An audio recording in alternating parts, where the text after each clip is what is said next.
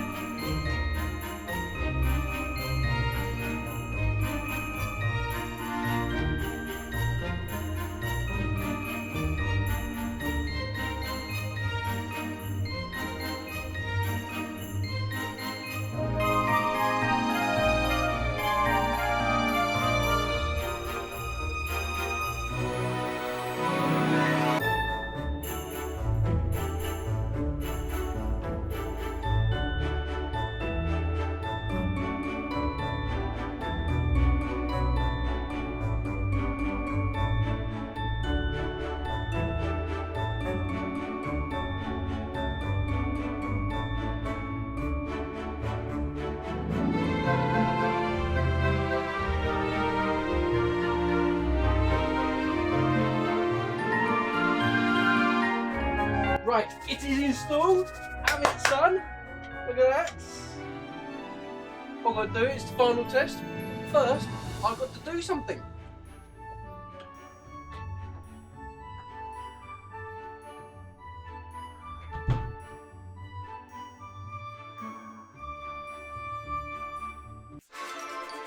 Oh, top banana! Who needs holidays, eh? Who needs holidays? Oh, just remind you, still got the old shirts for sale. We did have a buyer, but they refused to leave their payment details and the size they want. So, Mum, if you can get back to us on that, that'd be great, and I'll get it sent out to you. Obviously, you know the payment details in the last video. Not watch the last video. So, on that, I'll see you guys later, and have a Merry Christmas.